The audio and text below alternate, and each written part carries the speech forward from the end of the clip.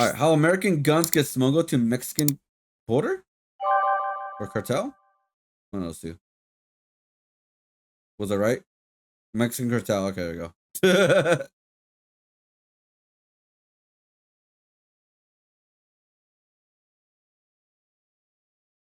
Oh, there you go. Make money for myself and that other people make money from it. Today I'm going to discuss how guns are brought from the United States into Mexico.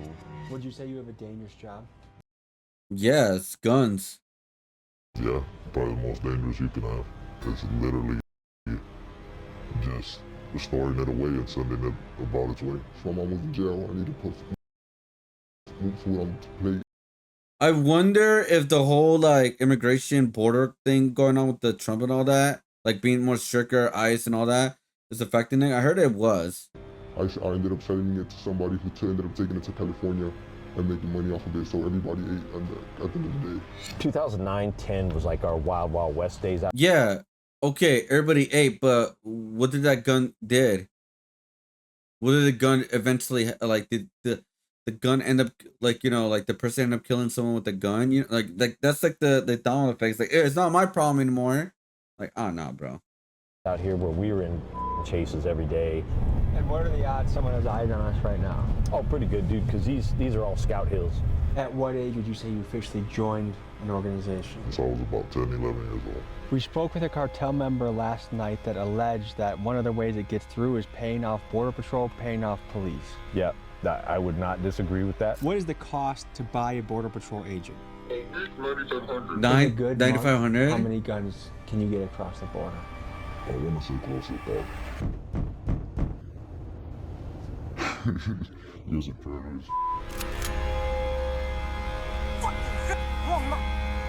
The power Mexican cartels have accumulated is hard to fathom. With Jalisco New Generation Cartel and the Sinaloa Cartel leading the charge, these paramilitary crime syndicates have global reach. They are heavily armed, deeply connected, and absolutely ruthless. Specializing in drug trafficking, human smuggling, extortion, and more, these organizations pull in billions of dollars every year. And the United States plays a part in this because the ugly truth behind some of their power is American guns. Now, as Americans, we get mad about the fentanyl flooding across our border, but what about our guns that are flooding into Mexico? In this episode, we expose the pipeline from cartel operators to U.S. gun smugglers running thousands of firearms across the border. Oh, so it's guns for the U.S. to the okay. To stem the flow. These folks are the players in this deadly supply chain of power and violence. And would you believe that some of our own three-letter agencies might be involved? This is the story of how American guns end up in the hands of Mexican cartels.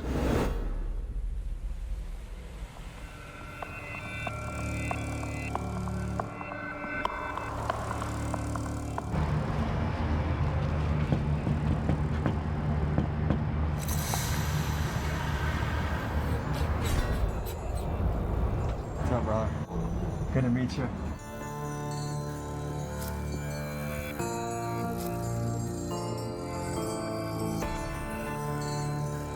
Is it true that different people in the game are on the run right now? Oh yeah, most of the people I know just either their people either got hit by, one of the three people that were going out there raiding people, or just had some shit happen, or some people didn't know how to do, and they gotta go on the run. So Mexico is just the go-to right now. States are too hot. State troopers, Border Patrol up in Phoenix. So do you have a fear that if you did a bad business transaction that someone would come looking for you? I don't fear for my life at all in this situation, is because throughout this whole business, I've been clean business. I see myself as a way of just normal, civilian that's out here just trying to make money. So you're gonna have the gun itself, where the gun is, who's the one that's either gonna get it or who has it. I go buy that off that person at a price where I can make a profit for myself. I send someone into a store to go get something from me, and I have my people that I sell it to at a pretty good markup. They send it to one of their kind of workers, drivers, and just gets taken down to Mexico in like units. So you don't physically drive across the border? No. Well, yeah, I mean, it's a lot easier to do it that way, especially nowadays. Would you say you have a dangerous job? Yeah, probably the most dangerous you can have. Because you're not just dealing with, legal issues, you're also dealing with territorial issues.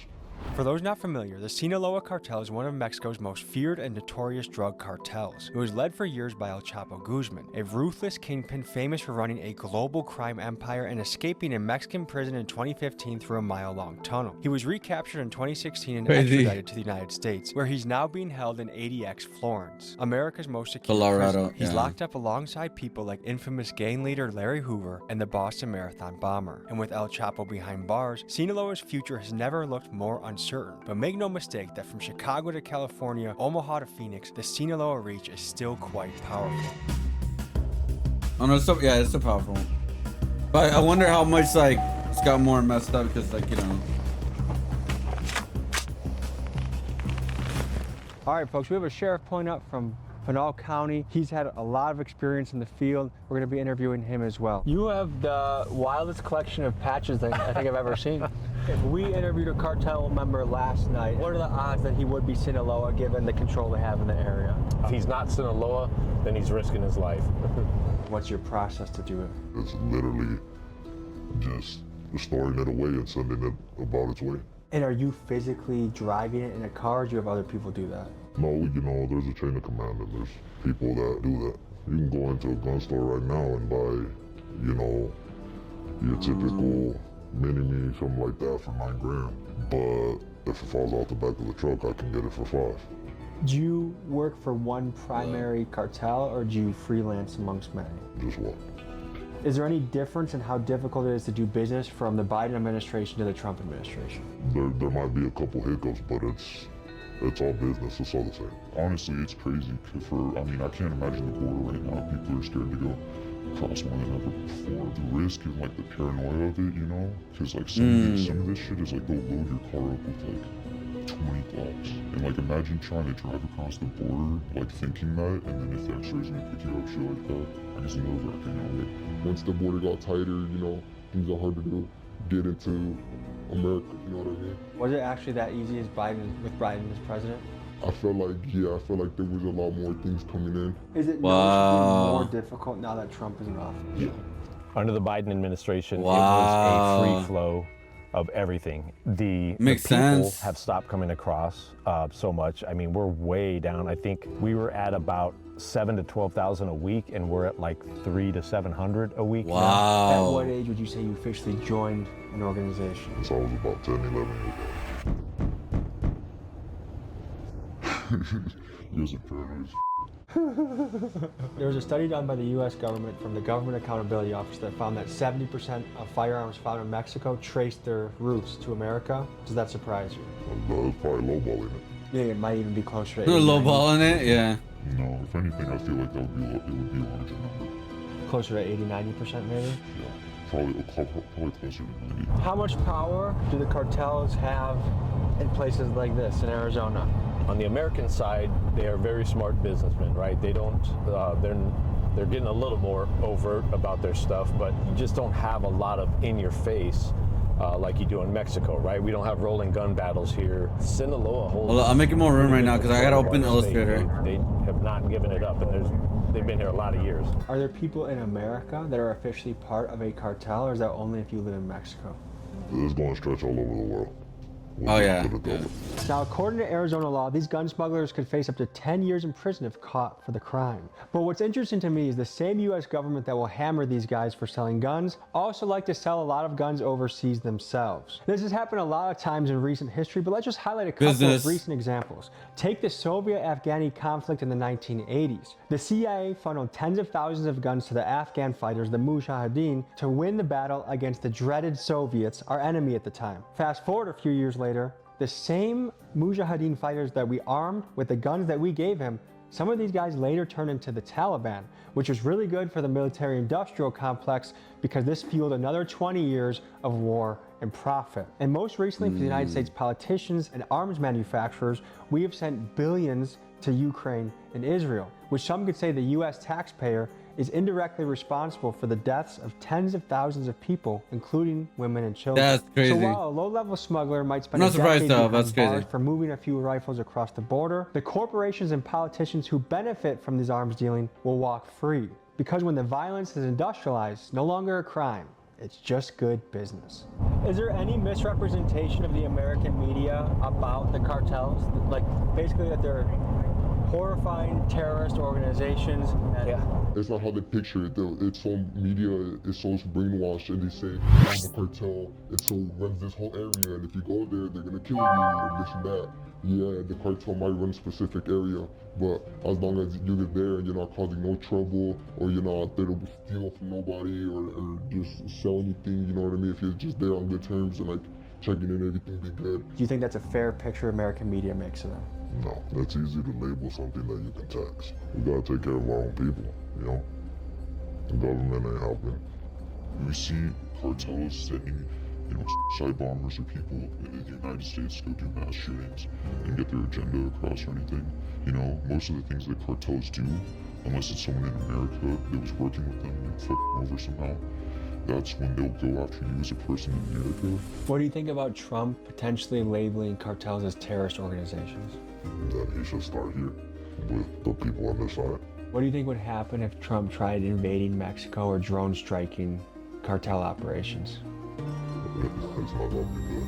Currently in the news, the US and the Trump administration is considering using drone strikes against the Mexican cartels. But how do we know if these stories are biased, how they're being framed politically, if we're getting the right scoop on what we're being told? This is where the sponsor of today's video comes in, Ground News. What they do is they pull There's thousands sponsoring of a stories lot of across people, the a lot of internet, YouTubers compile them, lately. and they rate the By reliability the of way, the story based on the Channel 5, political Dan. bias of the source, which is very helpful because they give us an indication of the reliability of the stories that we're hearing. Just take these stories about drone strikes. Most of the outlets covering this are center or lean right. And Ground News lets you compare these headlines side by side. Take this left-leaning source that says drone strikes will lead to another Vietnam, and take this right-wing source that gives the counterpoint that cartels are using drones to spy on US troops. One of my favorite parts about Ground News is their blind spot feed. What it does is it shows me stories that I might not receive based off the biases I might have or how my algorithm is structured, and it shows me more of a full and complete picture of what is happening in the world. Ground News helps me see through the noise, see through the bias, and help me be better informed. If you subscribe using my link or QR code, you get 40% off their Vantage plan, which is their most robust plan on the site. Go to ground.news/TommyG to get a better handle on the news you're receiving. It's very, very, very much like the Italian mafia. They are very family oriented. I can tell you from the Mexican side of my family. We have family gatherings all the time. We have carne asadas. We get together and play loteria, you know, all this kind of stuff. The difference being when they go to work, it could be to go skin somebody alive that's their enemy, you know. This road in particular is a major smuggling route, and I've had a lot of chases on this route. And what road are we on right now? We're on Stanfield Road. These mountaintops will have scouts on them. So all of these valleys out here can have routes where they are pushing people and product up, and they use those routes. The scouts guide the loads. When they get up here to kind of the civilization, that's when they'll hit these regular routes, blacktop routes, on the freeway, shoot up into Phoenix, because Phoenix becomes the hub.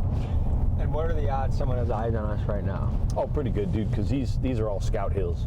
Why is torture used so often amongst the cartels? Pain is the best teacher. That's true. So you're a runner, go to a gun store, get it. Let's say it's me. If I get flagged, okay, that's a mission that went astray. If not, how often would you send a guy like me to get it again and again and again? I mean, I've had people that, you know, you wouldn't believe the number of stuff they cut out under their name. It's really kind of strategic in a way, because the way the background checks work is it will show up as, you know, either a pistol or a rifle. It doesn't go into the system as that specific firearm unless the ATF is flagged and involved. You could have someone go store to store, get 5 guns in their name, just one day, clean record, all that stuff. For you, if someone in your family What? has died from gun violence in Mexico, Yeah, do you blame the guys in America selling the guns? I don't. I just blame the shooter, really. How do you feel about being I mean, involved that in a makes business sense. that arms the cartel? People kill people. It sounds worse than it is in a way. I mean, you think about it is, what I'm doing is basically doing what larger corporate companies have done with other third world countries. You know, Taliban has all guns made in the USA. What I do is I still make those people money. You know, the big corporate, big gun industry still gets money from me, but I also make some money myself in a way. by just doing what they're already doing, but on a smaller scale. Even if I stopped what I was doing, someone would just come and fill in for me. Might as well try to make my money in that way, and it's something that's happening in a whole different country. So gun smugglers will risk prison time for a few $1,000s of profit a month. But what about the big players in what some would call the military-industrial complex? Let's just look at the Russia-Ukraine war, for example. Lockheed Martin's stock hit an all-time high. Raytheon's production lines are going off the charts. Billions of dollars in weapons have flowed across the Ukraine border and across the European nations that are gearing up, looking to refill their arsenal in what has proven to be one of the biggest spending sprees in defense since the Cold War. Now this is where the gray area comes in. Is this right? Is this wrong? Because whether you look at Ukraine, Israel, Afghanistan, one man's freedom fighter is another man's terrorist. I don't know the answer to all this, but what I do know as a tax-paying citizen is what I've gotten out of the deal are dead soldiers, civilians, destruction, a bad reputation globally, while these companies in the military-industrial complex have reaped the profits in the billions. Well, I don't think the gun manufacturers make the guns to give to bad guys to like rape, pillage, and carnage their own countries. So I don't think that's a good way of looking at it. What made you choose this job over anything else you could have done? Honestly, the thrill of it in a way, and just a large interest in guns. There it is. The money's there. I got lucky with, finding some people. Honestly, I think this is a lot morally acceptable than drugs, safer than drugs, less corrupt, less dangerous, My mom was in jail. I needed to Oh my put God. food on the plate. And then once people started offering me guns for product. Wait, I just realized he's wearing a Subway shirt. Like no product was like damn near getting a gun for free. That's really what changed my eyes because of some kid who went and robbed the car and found this in a gun in the car and he was scared to have it at home. So he came to me and he said he didn't want that. He'd rather have a little bit of weed. How much weed do you think you gave him? Probably like 7 grams. And like that same night, I ended up selling it to somebody who ended up taking it to California and making money off of it. So everybody ate at the end of the day.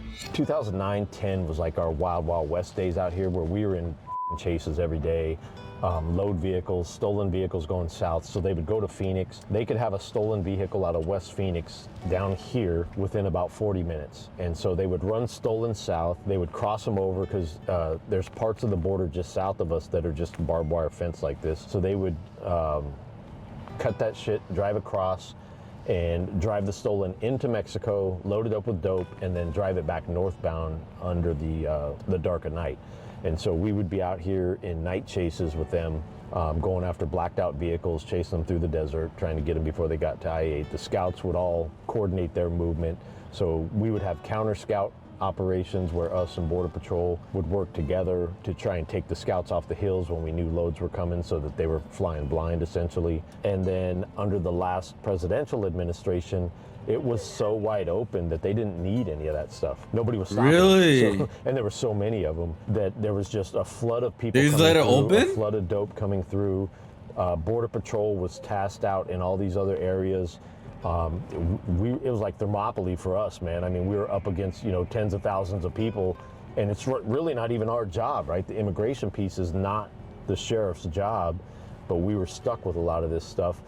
Our military was essentially teaching other countries how to defend their country, right? And Guys, we got to cover some more cartel history because American guns are not the only thing that the United States has contributed towards the rise and dominance of Mexican cartels. Let's take you back to the mid-90s to Fort Benning, Georgia at the School of Americas, where for decades and still today, this was a place where Latin American military forces were brought to practice skills in things like urban warfare, interrogation tactics, and psychological warfare. The School of Americas has since been renamed due to many former students committing various coups and human rights violations across Central and South America. Classes here are taught in Spanish and oftentimes led by U.S. Green Berets. One of the groups that was trained here was GAFE, one of Mexico's elite special forces groups whose job it was to raid high-value targets and combat narcotics operations. In the 90s, about 30 of the GAFE guys eventually defected from the Mexican military to work for the Gulf Cartel, which they later left to create their own and one of the most feared cartels of all time, Los Zetas. Now, the majority of scholars agree that this was not some CIA psyop on purpose, but rather an unintended consequence consequence on the part of the United States. However, there are known cases of former Special Forces guys being put on cartel payroll to teach their soldiers and sicarios advanced tactics. Just food for thought as we look at the history of how some of these cartels came to be. What's been your biggest month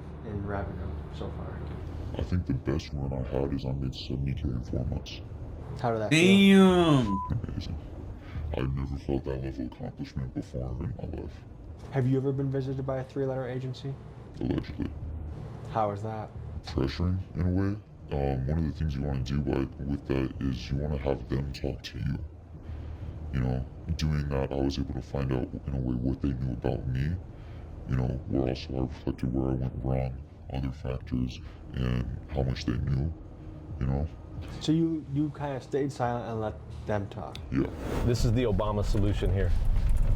So someone could be solution? camping out here and someone's hustling a load. Yeah, and we've had that happen where there's been people out here either hunting or just camping for a weekend, and they'll have a stolen vehicle in the middle of a chase, or run right through their campsite and blasting up here to the interstate to get away from the cops. And so this whole area is kind of, again, just like the other area, all the high points, you're gonna have scouts. There's usually scouts on this hill, and there's scouts a little bit deeper in, and so they're watching over the valleys. The cartel member we spoke with last night said that if drone strikes were taken against the cartel, we really escalated against them, there would be a ripple effect where they're gonna escalate the violence here and try and, I mean, do you see that as a potential chess move that really results badly for the American citizens? No.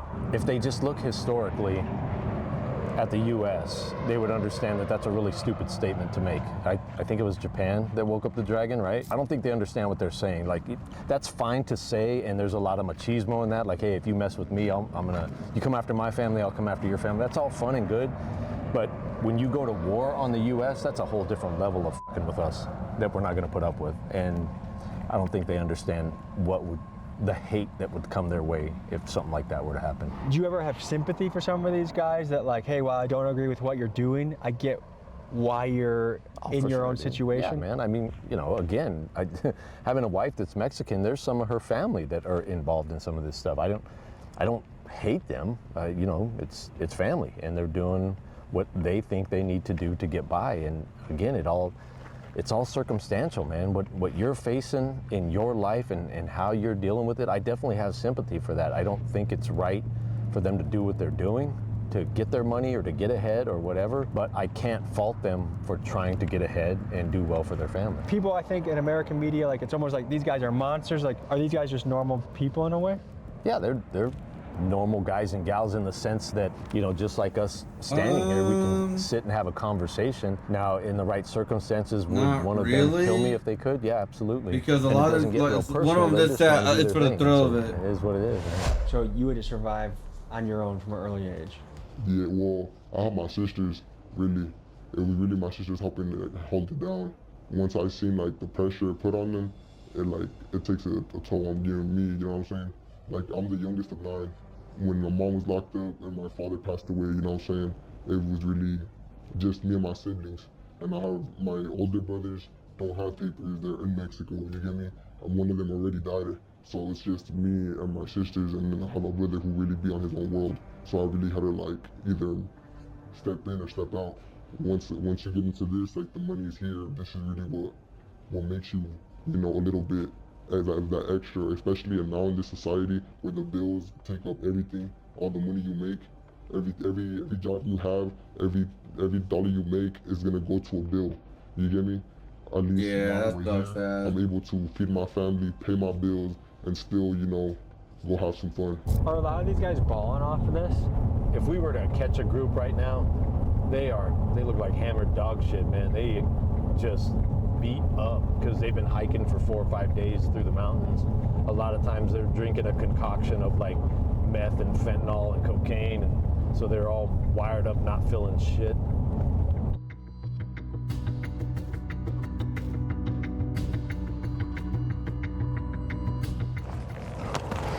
Rattlers and stray bullets will get you every time. So you can see there's kind of a depression here and kind of bushes and stuff like that. You can see how the grass is kind of beat down, which means there's been people in here And then you'll start seeing the black bottles that's traditionally smuggler trash. They carry the black bottles with water all the way up from Mexico. There's parts in Mexico where they're buying all this stuff. They're buying the camouflage, they're buying the black bottles. And what goes in the black bottles? Water. They black them out so that they're not shiny, visible. And so you'll see them kind of scattered throughout here. You should start seeing some of the clothing and stuff. So they've, like, by the time they get to this point, they've already been backpacking for 4 or 5 days up from Mexico. Then they get here, and this is kind of their final staging point where they will kind of hang out and wait for a ride to come get them. And so typically speaking, this is where they kind of discard their clothing, discard any trash that they have, and jump in their ride and go.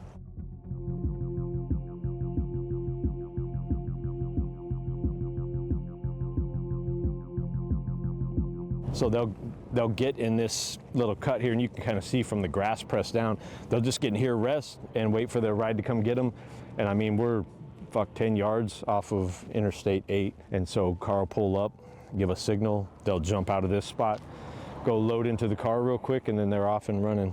One thing they did start doing too is when they know that we are onto them because of the stuff they're leaving behind, they would start collecting it all into a trash bag or whatever, and then they would have one person take it off 100 couple yards away so that it didn't give away their position as much. Do you have any opinion of the new Mexican president, Sheinbaum? Like, has she changed things at all with how? Oh you no, guys do she's business? corrupt, dude. She's corrupt. Money talks. So it's business as usual in Mexico. Officials are being Yeah. paid off. Yep. Forces are getting paid off, and business keeps going. Yeah. Yep. How hard is it to bribe Yeah, a she's police corrupt. officer? Here? Well, yeah, I guess compare America and Mexico. That's the same. You can bribe people here. Oh, yeah. What percent of cops in border towns in Arizona would you say are in some ways paid off? At least 3/4. At least. Yeah, a three-quarters? lot of them. Yeah, a lot of them are. Yeah. And how much does it cost to buy a cop? He said 9 to 5, right? It just depends if it's a one-time thing. You know, you throw them a couple grand. And if it's an ongoing thing, you put them on the salary, you give them, you know, 3 or 4 grand a month. There's really that many American cops on payroll like that? It's crazy, Spoke with dude. a cartel member last night that alleged that one of the ways it gets through is paying off Border Patrol, paying off police. Yeah, I would not disagree with that. I know from the years that I've worked that we've had compromised Border Patrol agents, we've had compromised officers. So same thing. They, they make a lucrative offer to somebody who is not making very much money, and I'll give you compromise $4,000. You let me go. Have you ever kinda had to thing. fire somebody because you caught them doing that? Yep, we worked a case when I was working undercover. We had one of our guys that was involved, and we had to work a case on him and ultimately arrested him with the help of the FBI. Now, I'm going to throw out the number he said, which I think is kind of crazy, but I want your take on it. All right. He said, about 60-70% of the Border Patrol and cops. He's full of shit. Not on the U.S. side. The Mexico cops are more easily compromised, and on that side, it is the threat of violence, because way back when we talked to a compromised Mexico police officer, and he told us it was as simple as this. I was trying to be a good local cop. I was just watching traffic, and I was stopping speeders, and I got blocked in by 2 vehicles, and a guy gets in the passenger side, and he said, "Hey, you know who I am?" And he said, I knew who he was. He was a local cartel boss. And he said, "Hey, we want you to work for us. All you have to do is not be on this road from these times to these times, right?" And the guy said, "No, I'm not. I'm an upstanding citizen. I'm not part of your crew, none of that crap." They said, "Okay, here's a picture of your wife and family, and we have eyes on them right now. And you basically have 60 seconds to make your choice, whether you're with us or against us. And if you're against us, then your family's going to pay the price, right?" And so all I had to do was not watch this road and keep my family alive. And so it wasn't much money at all, dude. You're talking a couple grand, and for that particular time, right? We think that he had done it more than that, but you're talking a couple grand is what he had compromised himself for. I couldn't believe and didn't quite buy the numbers that many U.S. Border Patrol agents or U.S. cops were bought and paid for by the Mexican cartels. So I called another Sinaloa contact of mine to see if he could add some insight on those numbers. Here's what he said. Would you agree with the stat, 60 to 70% of them? I would say like 80% is that they either want drugs or money. Some of them don't even have a choice. If you say no to the amount of money and all that, like food, you don't have a fucking choice. You feel me? We control you. I have a couple of them that go pick up my people and pass them over. You feel me? All you have to do is follow instructions. What is the cost to buy a Border Patrol agent?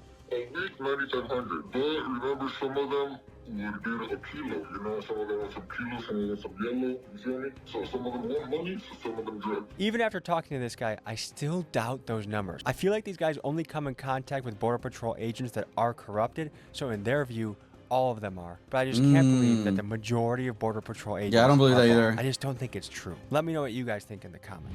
I don't What you believe it's make in a true. day here is what you make in a month over there. My brothers live off $150 a month, USD. Let that sink in. I can make that in one sell, one gun transaction. You get me? I can make way more than that in one gun transaction and send that over right there. In a good month, how many guns can you get across the border?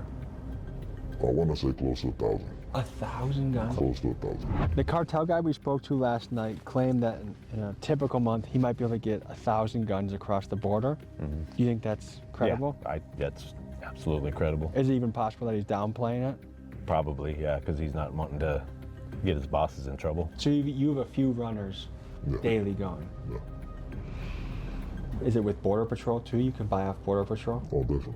So Oh my like you God. have to, because obviously you don't just stroll up there and ask, like you have to meet him at a bar, you have to, like how do you initiate this? They're sent to train.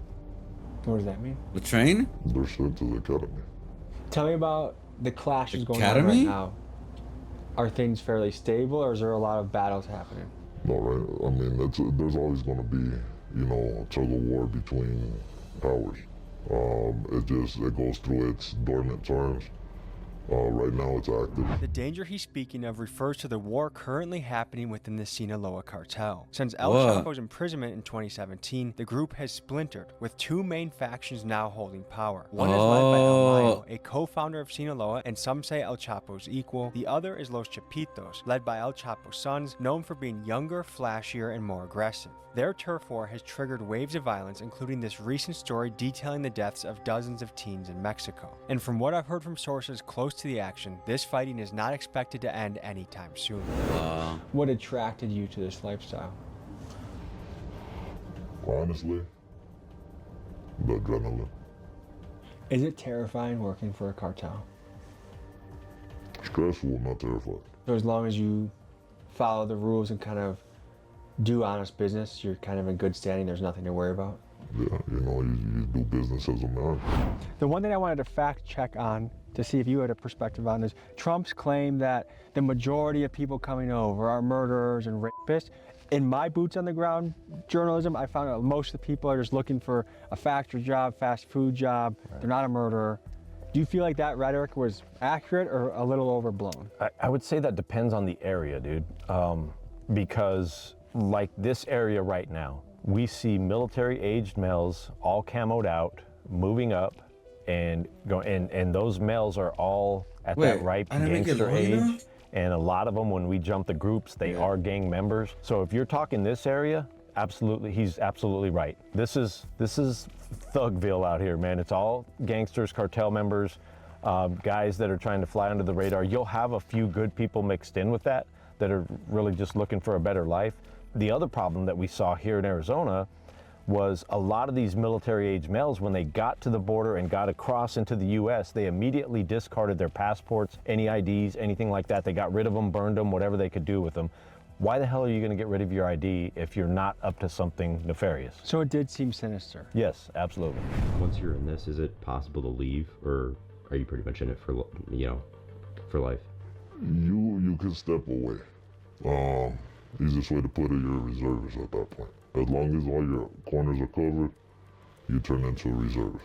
So if you're needed and you're called up, you better show up. How dangerous is it for you to even do this interview? I'm risking a lot doing this. I'll put it that way, I'm risking my life. Let's just say that. And folks, for all the readers out there, get this book. I got the link in the description. If you want to learn more about real boots on the ground law enforcement experience, I recommend you get it. Links in description. Power and legends of the Mexican cartels have long fascinated me, and it's my goal to cover the story in Mexico one wonder day how if much I can you find the pay right them to do contacts these to do interviews. this safely. Email me at tommygmcgee123@gmail.com or DM me on Instagram to reach me if you think this might be you. I also wanted to remind you guys to check out Ground News because I think in this era it is more important than ever to be properly informed and aware of what legitimate news might be or whether it's biased propaganda. And finally, let me know in the comments how you think the gun smugglers compare to the military-industrial complex. I appreciate you guys, thank you for watching, and see you next week. I need to change the outline of the color. Let's see. Access to jail and prisons, U.S. and Arbor, looking for connections at there. Okay. Yeah, I'm not surprised it's that crap. You guys are paranoid as fuck. Well, no shit.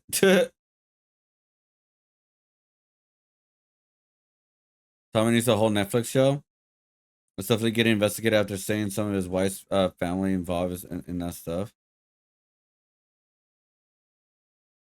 He didn't compromise for a couple grand. He compromised under threat of violence to his family.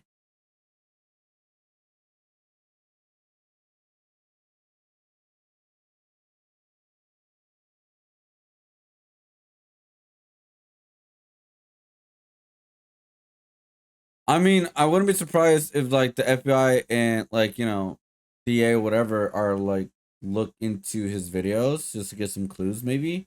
I mean, it's gonna be very hard. I'm gonna be honest, because again, they're hiding their identity, but they do put out some information, you know, that they probably didn't know. So yeah. But I guess we're not done. We're almost done, but I gotta pick out the colors now for this.